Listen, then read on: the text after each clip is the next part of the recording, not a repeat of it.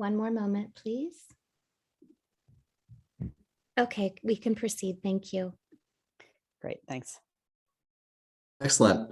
Well, thank you everyone for coming tonight. I really appreciate you taking the time, seeing some familiar names and faces from who've joined previous presentations. Well, welcome to everyone. So as Jocelyn said, we're going to start with just an overview of the C3 operational grants and what we've heard from you from the survey in December. And then Jocelyn will introduce a bonus that EEC is considering adding to this funding. And then we'd like to spend a large portion of the time getting feedback from all of you. So for those of you who haven't seen me before on one of these presentations, my name is Jeff and I'm with Third Sector. We're a nonprofit based here in Boston that work across multiple states with early education and care systems to help advance improved and more equitable outcomes. So first, I just wanted to review the C3 formula. Again, that's Commonwealth Cares for Children, and this is the federal stabilization grants that started going out in July. And so, just to emphasize that everything we're talking about here tonight is operating in addition to the current state funding system. So the things we're talking about tonight don't impact subsidy payments or any other state funding you might receive. This is really specific to the federal stabilization grants. And as a reminder, through all of these decisions that EEC has made about the formula, they've been guided by these 4 principles. So the first principle of stability, wanting to make sure that programs can continue to stay open and maintain quality through the pandemic. Adequacy, making sure the grant amounts are sufficient to support healthy program finances. Equity, supporting all early education care providers and recognizing the unique needs of family child care providers and those providers who serve children and families of color and low-income communities. And then finally, simplicity, wanting to make sure that this is easy to apply for and doesn't create an unnecessary burden on all of you to receive these funds. So I'm just going to quickly review the formula as it exists. And this is the same formula that has been in use for the last 7 months to distribute the C3 stabilization funds. So if you've been receiving those funds, this should look familiar. And so the formula, as you can see, everything here on the left-hand side of the screen, the base amount is for every provider, every licensed provider in the state is eligible for this base funding. And the base funding is $83 per month per slot. And as a reminder, for all family child care providers, regardless of your actual license capacity, for the purposes of the funding, you get credit for 10 slots. And so this starts out as $830 per month for all family child care providers. And then there's a staffing adjustment. So for family child care providers, this is based on whether you have a part-time or a full-time assistant. If you do have an assistant on staff, you receive additional funding. And for center-based providers, this is calculated as based on the number of educators you have. And the reasoning for that is that programs with more educators, we think that reflects that you might be serving younger children, operating longer hours, or offering higher quality care by virtue of having more educators on staff. And then finally, as a reminder, these amounts are based on your license capacity, not your current enrollment. And for FCCs, it's 10 slots for all FCCs. And then on the right-hand side, we see the equity adjustment, which is funds that some providers are eligible for if they serve low-income and under-resourced children and families. And this is either determined based on where you're located using the CDC's Social Vulnerability Index, based on the neighborhood where your program is located, or if you're serving a large proportion of children who have subsidized tuition. And as a reminder, these grants launched in July 2021, and EEC has extended those grants so they will continue through the end of this fiscal year in June. Now we want to share some information that we gained from the December survey that you may have filled out. Thank you again to anyone who took the time to fill that out. It's a lot of really useful information. And so what really stood out to us above everything is just how challenging the workforce situation is right now and how hard it is to recruit and retain qualified early educators, and for family child care providers, how challenging it is to maintain that profitable business. And so starting with center-based providers, we really heard that providers are having a difficult time finding qualified applicants. 3/4 of providers said that they were not getting qualified applicants to apply, and those that did were not always completing the hiring process, as well as the fact that even when applicants would complete the hiring process and you did want to hire them, they were asking for higher salaries than it was possible for you to pay. So a really challenging situation. And at the same time, we know that many educators appear to be leaving early care and education altogether. And we see that half of providers said that they've had the experience of having educators leave for other industries. And about 40% of providers have had educators leave, either leave the workforce entirely or leave to take a position at a public school. And on the family child care side, we see these similar challenges showing up in different ways. And so we know that the salary for the family child care provider is frequently at risk and hard to predict due to changes in enrollment or having to take on new expenses around managing COVID and being ready to best serve families through these challenging times. We also know that programs are taking on additional costs to support families, whether that's flexible or extended hours, increasing the number of infants and toddlers who enroll, or investing in the quality of your program. And that's really challenging to do at this time when revenue is uncertain and there's additional costs you have to take on due to the pandemic. And so you might remember this question from the survey if you filled it out, but we asked family child care providers, what should EC be taking into account when they're thinking about the rules around this bonus? And really, wanting to understand what are those aspects of your program that reflect high quality and really, help out your parents and families. And some answers came through really clearly. One from, almost 2/3 of providers said that serving more infants and toddlers is really valuable to families and really helps FCC support the families they enroll.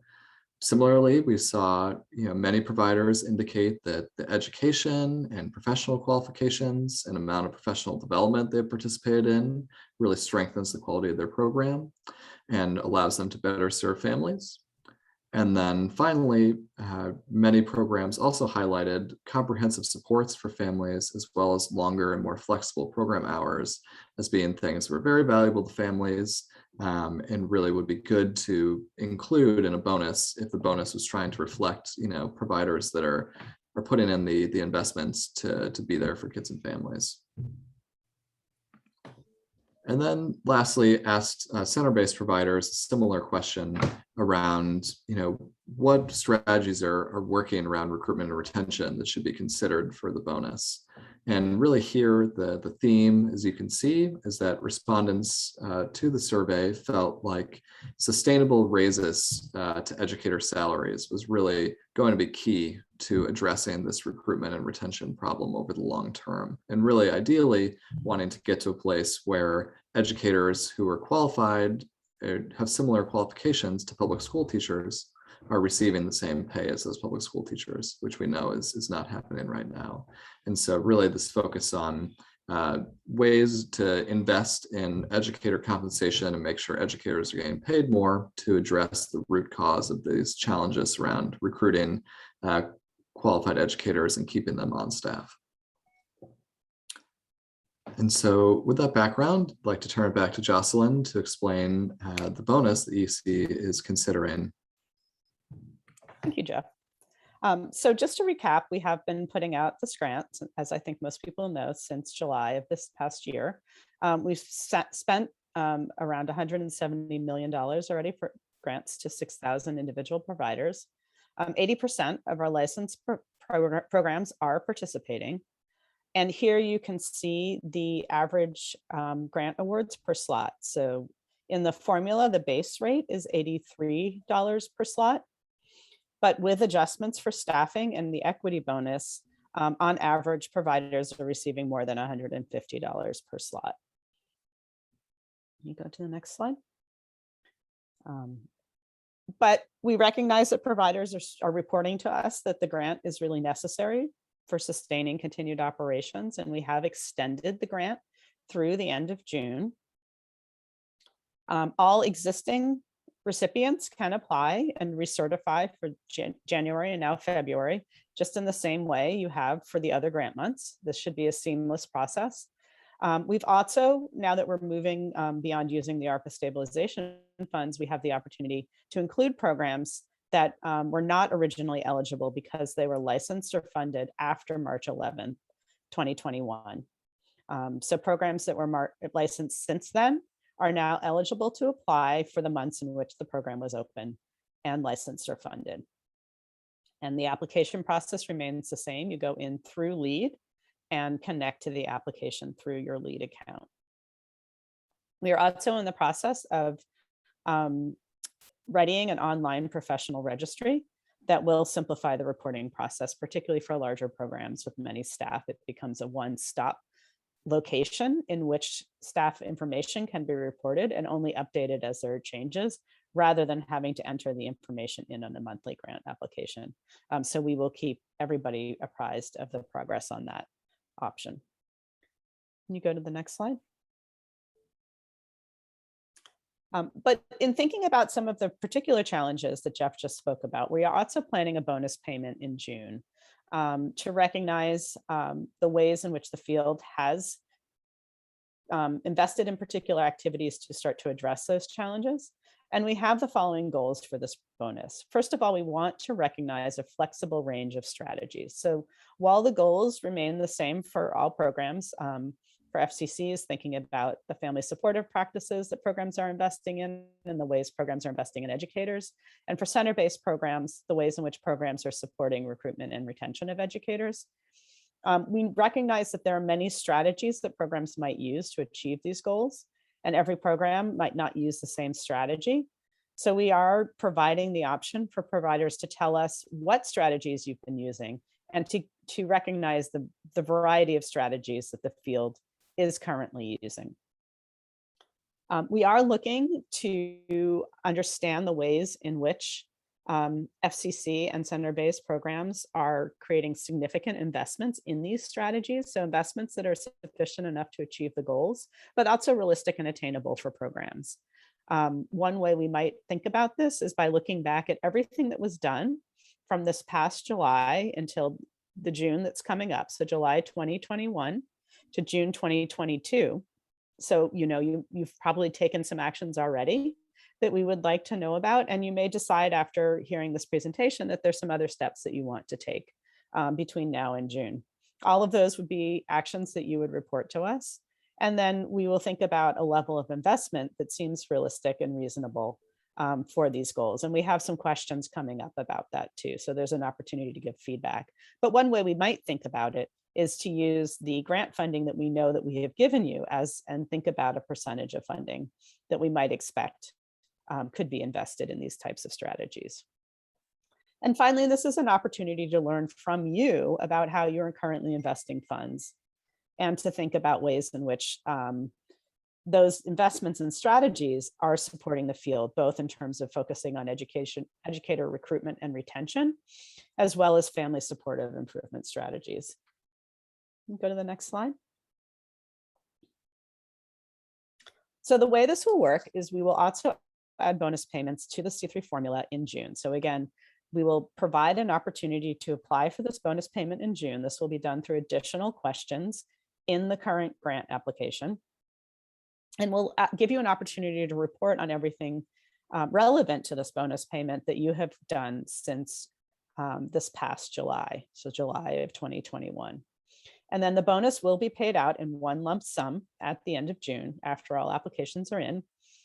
And we're targeting the bonus so that it's about equivalent to an 18% additional grant funding for the last 3 months of the grant. So we're counting over across 3 months of funding, but the payment will be given at the end of June, and it will look at activities that take place across the current year. And this will be calculated at $15 per slot for that time period. Go to the next slide.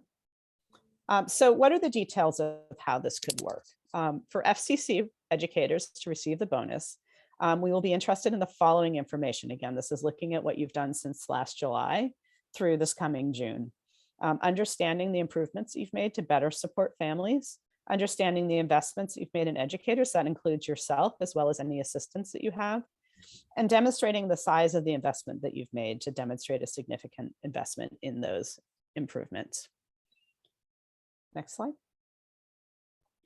So to get a little bit more specific about what this could look like, when you think about the first step, reporting on the improvements you've made to better support families, some of the ways we know we've heard from programs that they are doing this is offering non-traditional hours. So operating a program that runs for longer hours. This is not something in an FCC space that necessarily requires an additional assistant and gives you a staffing adjustment, but it is certainly a difference between different programs and something that we've heard about from a number of programs. Providing additional support for infants and toddlers. Similarly, this changes the structure of your program. We'd like to understand if you are committing spaces to infants and toddlers and how you do that and how many spaces you commit. And the types of comprehensive services that you might provide to families. So all the variety of ways that you support families' needs. This is all information that you would provide to us. And then we'd also like to know about increased investments that you've made in yourself or your assistant, again, through the same time period. But you can think about, have you increased salaries and take-home pay? Have you increased benefits or expanded the benefits that are currently available? Do you offer flexible schedules or operate on a flexible schedule? Do you ever provide either yourself or your assistant free childcare? And are there training and education opportunities? And again, we recognize that there are many different ways that FCCs might address these different strategies. We don't expect anybody to address all of them. The goal is not to check the box on each of these pieces. This is really representing the variety of approaches that you could take. But an FCC might just choose to really commit to one approach that's very important to the program and report that to us. Or maybe there's something here that we haven't put here that would be important for us to consider. And in a little bit, when we get to the questions, that is something that we would like to hear about. And I see that there's a question in this chat about whether we're thinking about changing infants and toddler ratios. I know that we've heard from programs, there are a variety of strategies that programs have taken to serve infants and toddlers, and happy to hear thoughts on that. But yes, we'll take back the comment that to increase substantially your investment in infants and toddlers, you would have to have the ratio requirement allowing you to do that. Can you go to the next slide? So now turning to center-based providers and thinking about what are the steps that would be taken from a center-based perspective. First of all, as the registry becomes operational, participation in the registry will certainly simplify this process. It's something we would certainly encourage. Then through the application process, we would want to understand about educator investments that were made, again, between this past July and this upcoming June. And we'd also want to understand the decision-making process behind those investments. So what are your goals for the strategies that you're investing in? What do you hope to accomplish for recruitment and retention? And then also understanding the level of financial investment being made in those improvements. Go to the next slide. So the registry, when it's available, will be a one-stop shop to track educator information, and will provide a lot of information to understand program staff rosters, and can collect some information that we have been collecting through the grant application. So some demographic information on your staff, the positions, the current salaries and hourly wages, and the employment start date. So there is also an opportunity to understand retention through this process. Go to the next slide.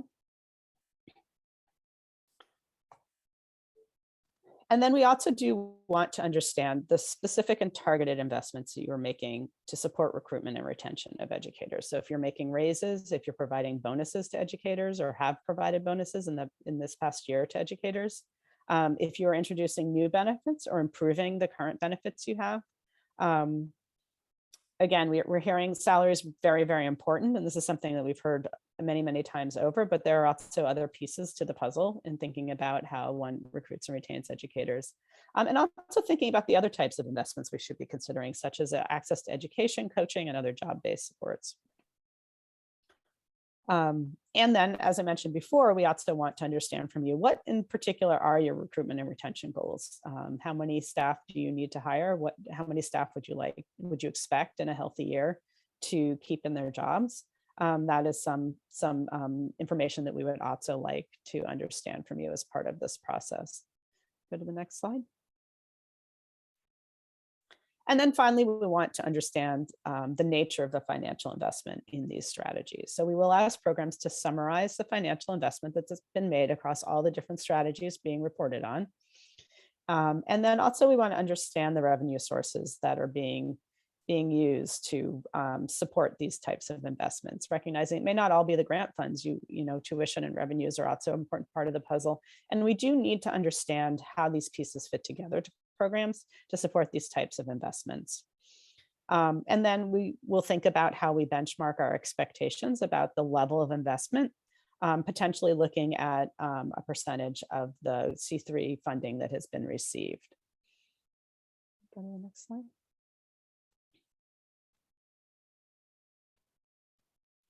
So at this point, we have some questions for you that we'd like to ask and get feedback on. And again, for those that came late, we're going to start with questions about FCC program structures. And then if we have time, we also have some questions about center-based program structures and strategies. However, if we run out of time, we will make the polls available as a link on our engagement website. So even if you're not able to stay for the poll, or if you are not, we don't get to all of the center-based questions, you will have an opportunity to answer those if that is something that you want to do. And also, I noticed there's a question about what about programs that are just reopening. Programs that are just reopening are eligible for the grant. We have a rolling process whereby after programs are open, we open up an application, and you can apply for the months that you've been open, and any expectations will be tailored to the period of time in which the program is open. So at this point, I think I will turn it over to Eli to explain the Poll Everywhere process. Perfect. Thank you, Jocelyn. So there are two ways to connect to Poll Everywhere, which is the software we will use to receive your thoughts and input. So we have questions loaded into the software that we will ask you. You will provide your answers and responses, and those answers will be displayed right on the screen, and we'll read through them together. But in order to participate in that way, we need to ask you to connect to the system. So if you want to connect by cell phone, then you would just text the word early education, all one word, early education, to the number 22333. Or if you're on a computer and you're able to connect over a web browser or through the web browser on your phone, then we'll ask you to join this web page. I'm going to put it into the chat so you have a link to click if you need it. And then I will also just say out loud, it is pollev, so pollev.com/early education, all one word. So I will give everyone a couple of moments to get connected, and then we will begin looking at all of the answers together.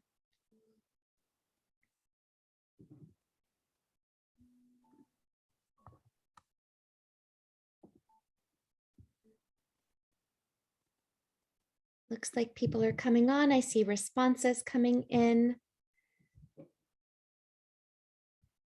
Great.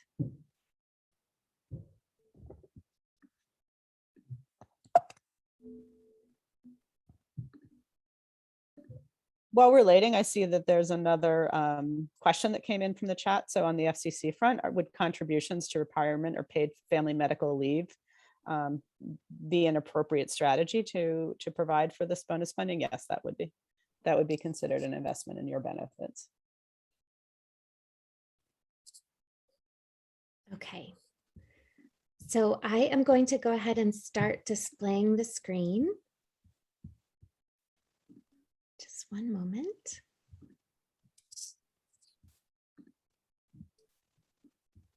Okay, so the question that we are asking, we had shared examples earlier. Jocelyn had shared examples of meeting family needs, and she shared a couple of ways of doing that. She talked about the hours that families need, whether it's very early in the morning or late in the evening, overnight hours or weekend hours. So anything that is responding to the needs of families with the hours of service, working to enroll infants and toddlers, offering comprehensive services, so some of the supports beyond childcare that families might need, and recognizing that all of those things come with increased cost, and wondering what are the categories? Are there other things that EEC should include when it thinks about recognizing the increased costs to support the needs of families? So we will look at responses now.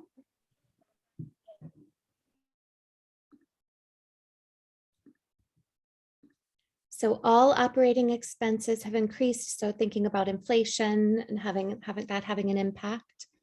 The fact that there's lower enrollment due to the pandemic is having a cost impact, inflation. Discounts. So again, thinking about inflation impacting the cost of things. Capital expenses for equipment and facility improvements. So investing in the business in that way. Support and enrolling children and families who need affordable care, but perhaps don't qualify for the subsidy system. So longer hours come with more operational costs like food and utilities, great. Taking an infant in the early hours before actually opening. Allowing those COVID-related absences to be unpaid for families. So I have been seeing, I had a couple of chat responses on this as well, that discounts for families or offering scholarships for families are one way that family childcare providers are actually providing responsive services to families that come with increased cost for them. The ratio requirements understood, yep. So spending more time in care also means more food. The hours from 7 to 5, cost of curriculum, cost of cleaning, cost of food, having cost of living increases to account for all of those costs going up each year. Bringing early intervention on site, great. Salary and food, professional development, the business operations and technology, those subsidy supports for families, responding to the family needs after hours and on weekends, caring for the family at night, having more qualified teachers, reimbursement for the meals, increased time for cleaning and sanitizing, inflation, of course. Let's see, the supplies. It sounds like it's feeling like income is very unstable right now. That food programs aren't necessarily accounting for all of the food costs. Sending home meals. Personal supplies, inflation, transportation to and from school, absolutely.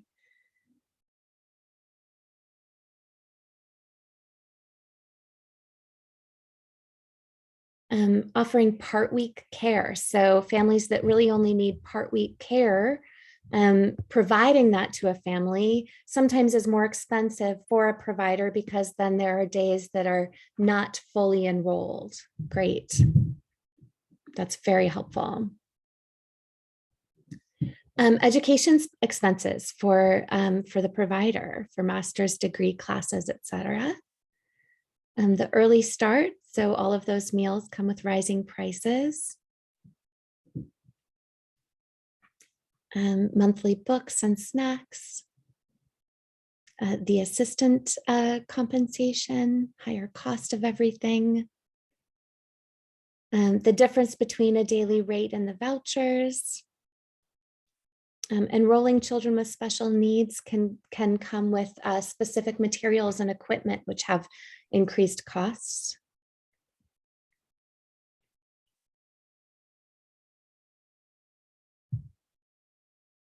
Extended hours come with increased cost. Providers talking about lowering fees for families because of COVID and absorbing that decrease in revenue.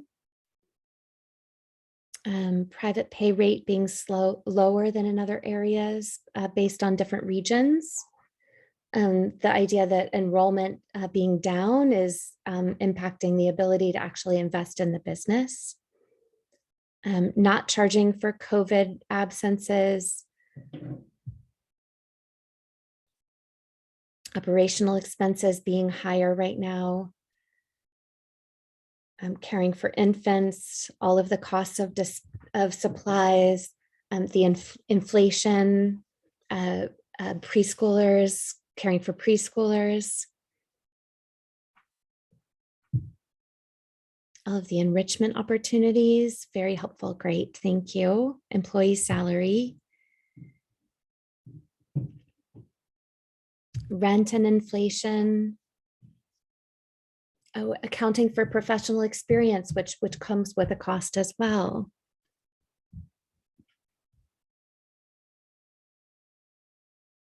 Yep, so families can't afford to pay more for childcare, but the costs on the expense side of the business have gone up. Materials costs. The salary for assistants, increases in monthly rent.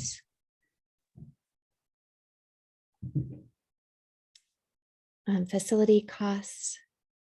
Having family childcare providers being highly qualified is something that is an investment by the business. Great. More talking about the food program, the food and eating. Great. Cleaning supplies, having time off.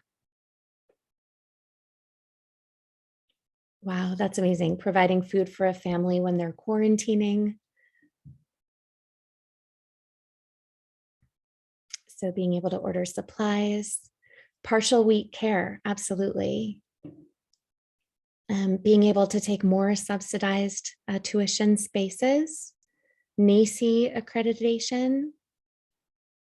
A lot of inquiries, we do hear this a lot, inquiries for infants and toddlers, but because of capacity or ratio or other concerns, not able to enroll them. Part week care means increased workload in terms of paperwork and progress reports, home maintenance and upkeep, scholarships,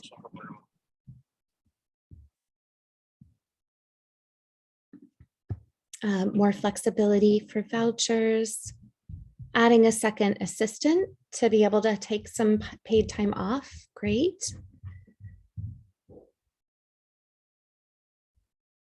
So not just giving discounts, but actually not increasing rates for 2 years has been something that has limited program revenue.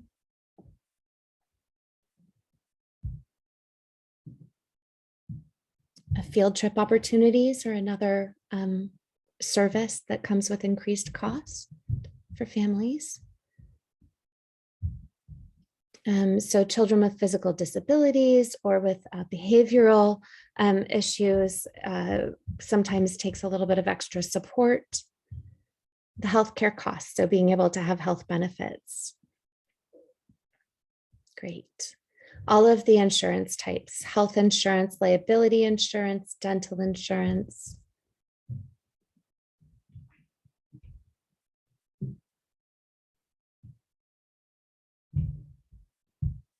More capacity, compensation rates, daily voucher rates, more help for single parents. Great. We're going to move to the next question and make sure that we sort of keep getting your thoughts. This question is focused on specifically salary and compensation as well as benefits. And so as a family childcare provider or as a provider who employs an assistant or assistants, we are interested in finding out more about your own salary if you are a provider, or the salary or compensation provided to an assistant, any benefits.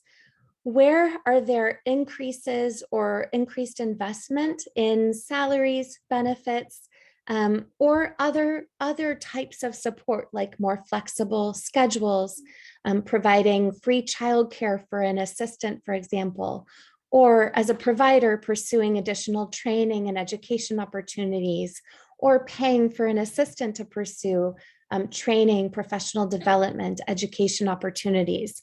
So where are there costs that have been invested over the last year on these types of things that are about investing in staff? So, so it sounds like as an owner of a family childcare, that the practice is essentially taking whatever is left, which sometimes is not very much. And so having a weekly paycheck as an alternative is something that would come with increased cost. More salary for assistants, better health insurance coverage, providing retirement benefits, not being able to afford paying an assistant, hiring and paying an assistant, it's because it ends up being a net loss. Health insurance, providing retention bonuses. So when there's a workforce shortage, to be able to retain the staff that you have as an assistant or assistants, being able to offer those retention bonuses. A retirement fund, being able to care for infants. Increasing salary to be able to save for retirement, tuition reduction for the children of an employee, great. Health insurance, private health insurance is extremely high cost. It sounds like some of the home maintenance sometimes can take out of that take-home pay. Retirement benefits, more paid time off. Higher salary with full-time hours. Owner and provider salary, don't want to have to choose between buying materials, paying rent, and then paying oneself. Caring for infants with an assistant, by hiring an assistant. Retirement benefits, paid vacations and holidays for assistants and self. The cost of trainings. Increased salary is what I need most. More opportunities for affordable education and training. Being able to take a vacation, hiring 1 or 2 assistants. My salary is whatever is left. It's difficult to increase salary when offering part-time care unless you raise rates on those current families. Needing a retirement fund will be working forever. Difficult to invest in one's own future, can't make contributions to an IRA, an individual retirement account, without raising those tuition rates. So here's a provider saying that, that this person pays all of the training for the assistant and provided a retention bonus from the C3 operational grant. The assistant also has had her child attend without cost, as well as paid time off so that they can recharge. So those are great examples of the types of investment that have come with cost in an assistant, that Jocelyn is hoping to hear from you that would hopefully be recognized by a bonus structure, those types of investments. More paid time off, some of these supportive services, training, education, scholarships for graduate classes, great, retirement funds, mental health days with pay, paid vacation, flexible work schedules just to retain an assistant, signing bonus, retention bonus, paying for the assistant to go through all of the qualifications, the physical exam, the fingerprinting, CPR, etc. The minimum wage increases will come with some sort of updated hourly rates as well. Needing a salary for the FCC owner after expenses, absolutely. The cost of trainings, increasing the assistant pay as this assistant goes through training, education, better health insurance plan.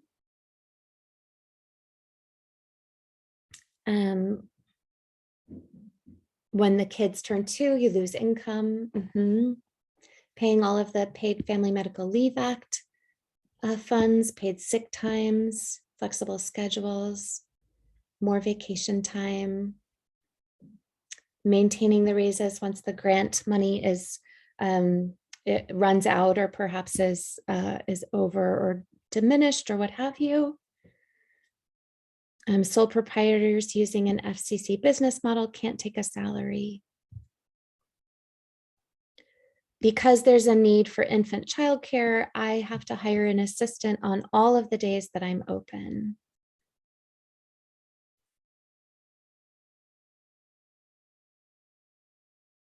Salary has always been whatever is left, which is nothing.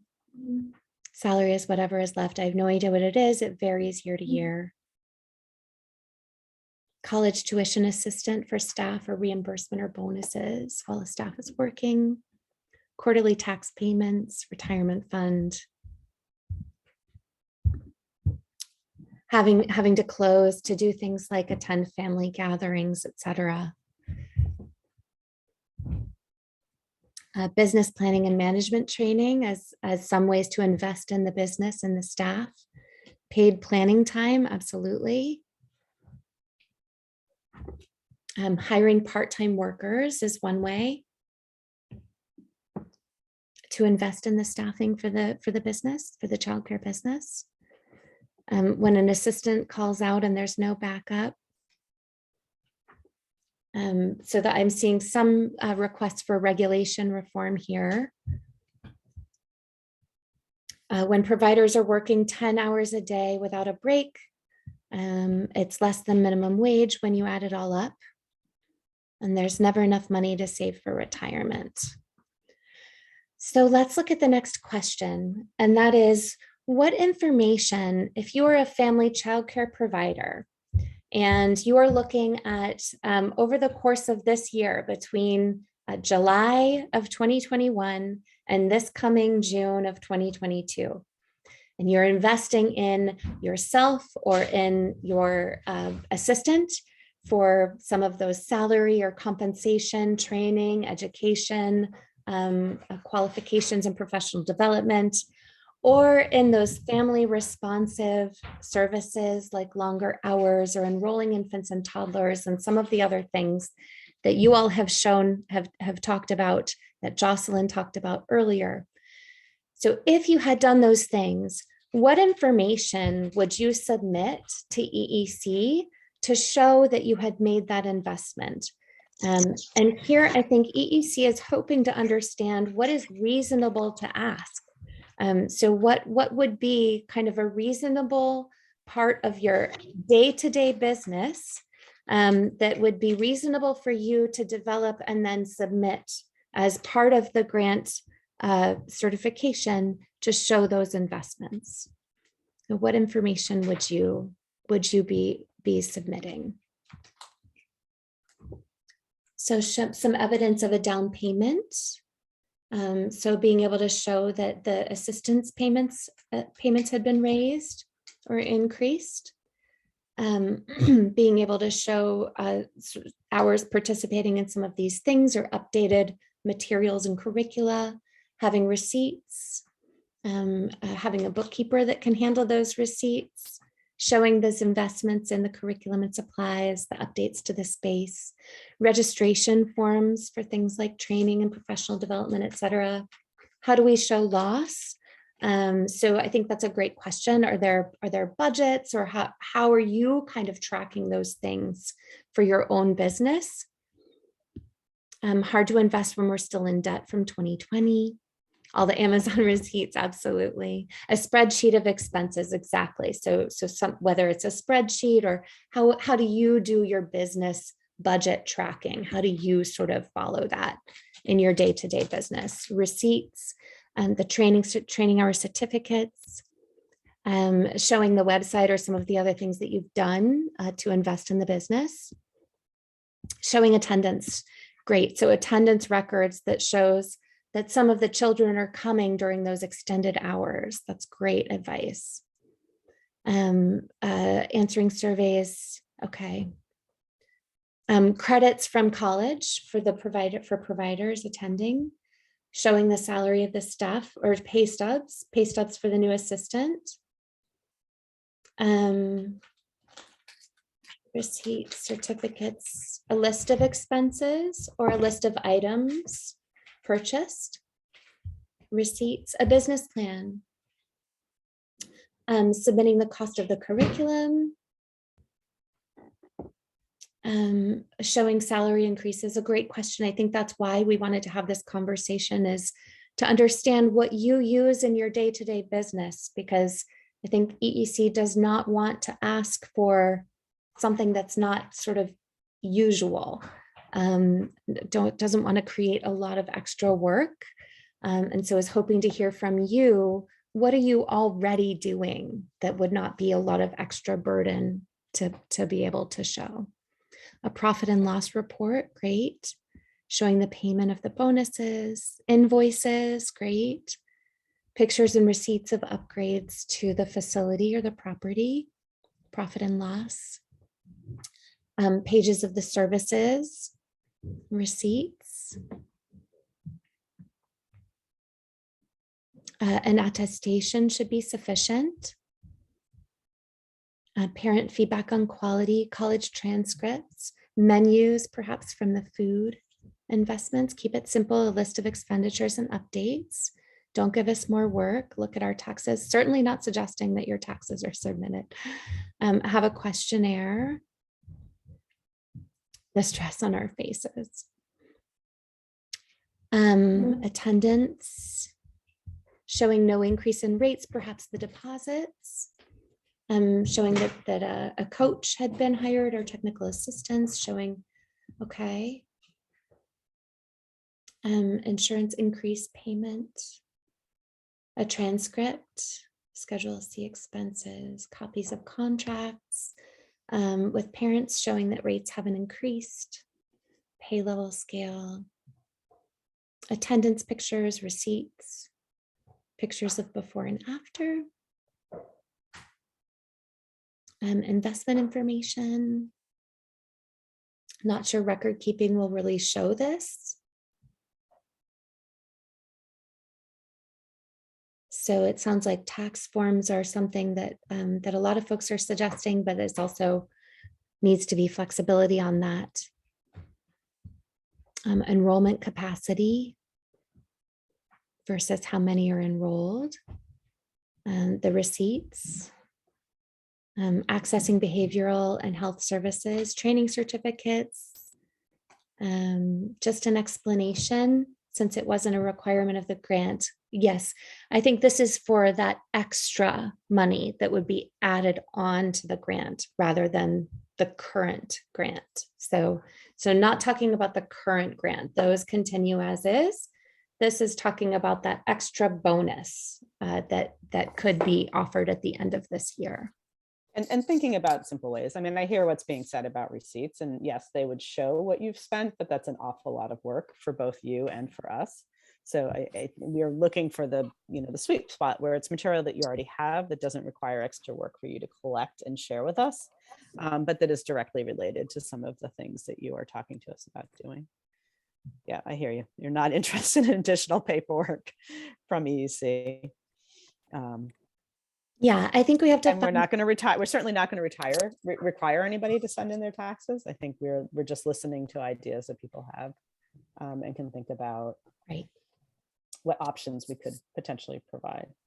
But I am noting that there are a number of responses suggesting just an attestation.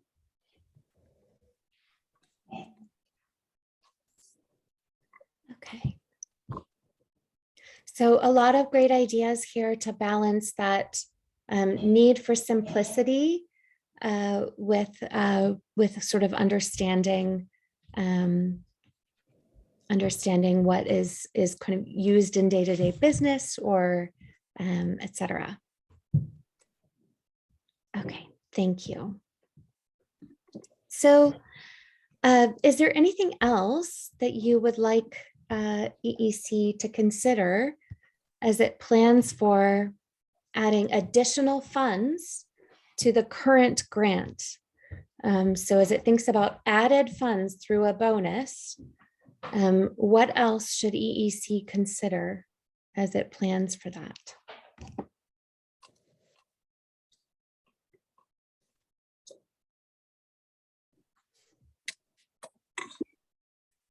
Those who never closed, great. Working alone, trying to make it through every day, so much empathy for that. Maintaining salaries after the grants are, what if the grants ever are concluded? Cost of living years in operation, efforts to keep the programs running during COVID, the long hours, limitations around infants and toddlers, paying a living wage. I see it as we've just hit the hour mark. I'm going to leave the question open, but pull this down, and Jocelyn, you can close us out, but please keep responding. We will keep receiving the messages. Yes, and I think perhaps Eli, if as people are finishing, we could also put the link to the center-based questions in the chat. Sure. We won't obviously have time to get to those in this session, but they are available on the engagement website, and we will keep the poll everywhere open until people are finished responding to that last question. So thank you very much for everyone. I know this makes for a late evening, but really very much appreciate the feedback. There's a lot of rich information for us to go through and diverse perspectives. I think the message that we're hearing consistently through this process is the flexibility and the variety of ways programs might take on different things. And so for us, some of the challenges thinking about how to set something up that is reflective of that need for flexibility, both in terms of the types of supports you might provide, as well as how you might document that information to us. So thank you very much to everyone, and I hope you all have a good evening. Deseamos una muy buena noche. Good night. Thank you. Feliz noche. Buenas Muchas noches. gracias. Thank you. Bye. Buenas noches. Goodbye. Buenas noches. Good night. Buenas noches. Thank you. Feliz noche. Noche. Bendiciones para todas. Amén. Buenas noches. Feliz Buenas noche. Bendiciones. Muchísimas gracias. Gracias. Good night and thank you so much. Thank you so much. Muchas gracias. Bye. Bye. Thank you. Good night. Good night. Thank you so you. much for your service. Good night. Thank you. Goodbye.